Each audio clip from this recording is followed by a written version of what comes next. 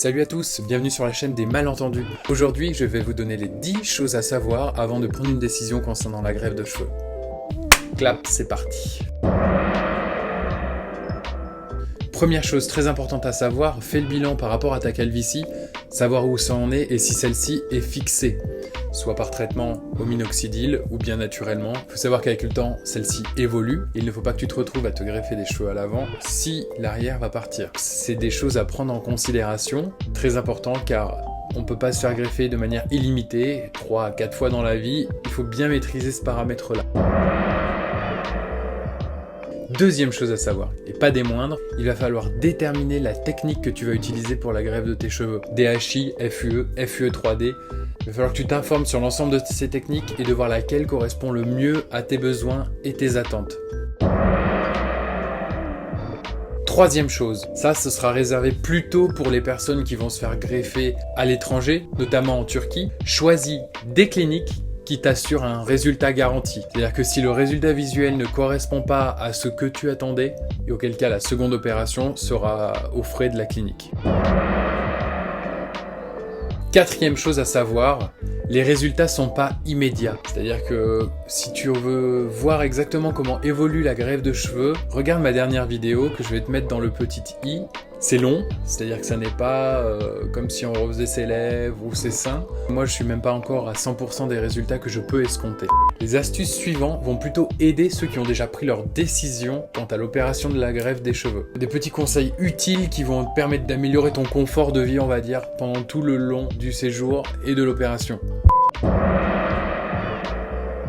Cinquième chose à savoir, et quelque chose que j'aurais dû prendre en considération au préalable, prends des vols directs. C'est-à-dire que si tu pars en Turquie, ou peu importe où est-ce que tu fais l'opération, prends des vols directs. Ça évite du temps perdu dans les transports, de la fatigue et surtout de la marche dans les aéroports pour aller chercher ta correspondance. Parce qu'il faut le savoir, la moindre activité physique peut altérer le résultat final de l'opération.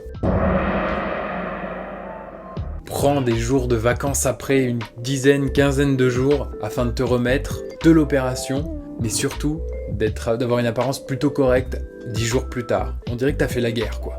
À partir de 10 jours, on commence à être à peu près présentable vis-à-vis des autres et surtout dans le cadre professionnel. Septième chose, sur place, évite le tourisme. En effet, pendant les 3 jours où tu restes sur place, des fois les agences peuvent te préconiser des sites à aller visiter, des choses comme ça. Je te le déconseille fortement. Je suis allé visiter quelques monuments en Turquie et pour ma part, en tout cas, je le dis bien pour moi, je n'ai pas trouvé ça très judicieux et tu peux là aussi altérer la qualité des résultats de ton opération. À la rigueur, fais des bons restaurants. Huitième astuce.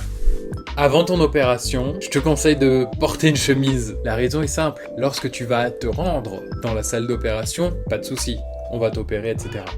Mais quand tu vas devoir te changer le soir sans toucher à ton crâne, tu vas me remercier d'avoir embarqué 2 ou 3 chemises dans ta valise. Neuvième astuce. Celui-ci est plutôt de l'ordre administratif, mais lorsque tu vas te faire opérer dans une clinique en Turquie, demande-leur un certificat d'implantation. Et en cas de problème et de garantie de résultat visuel, vous aurez une preuve que vous avez bien été opéré chez eux. Ça te protégera en tout cas de problèmes futurs, on va dire.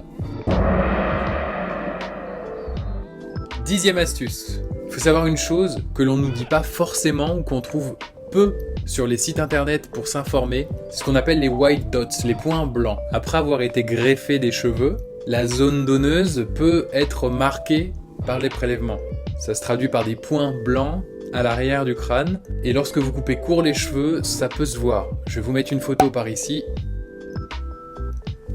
pour voir ce que ça donne. J'ai fait un dégradé très court et il est vrai que ça se voyait quand même pas mal. Ça peut déranger certaines personnes.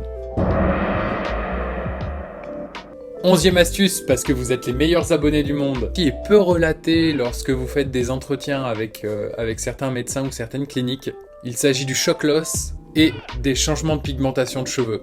Pour ma part, je n'ai pas eu le changement de pigmentation, néanmoins j'ai eu un shock loss assez important dans la zone qui a été greffée. C'est-à-dire que tous les cheveux qui étaient déjà là sont tombés avant de repousser. Donc il faut être vigilant là-dessus puisque ça met quand même un certain temps à revenir. je t'invite à aller voir ma dernière vidéo qui parle du sujet de la greffe des cheveux et sur laquelle j'ai mis l'évolution entre ma situation avant et maintenant et toutes les périodes par lesquelles je suis passé. En tout cas, j'espère que cette vidéo vous aura plu, que ces conseils pourront vous être utiles, soit pour le choix de votre décision, ou bien pour améliorer, comme je l'ai dit, le confort de votre séjour médical. Quant à moi, je vous retrouverai assez rapidement pour de nouvelles vidéos. Si tu n'es pas abonné, n'hésite pas à le faire sur le bouton juste en bas là, je vais le prendre là, le bouton abonné, donc il est juste en bas ici, je vais le ranger. Si tu as aimé la vidéo, n'hésite pas à la liker. Je vous dis à très bientôt, merci d'avoir regardé la vidéo, et n'hésite pas à nous suivre sur nos réseaux sociaux. Salut! Ella quiere farra, farra, farra.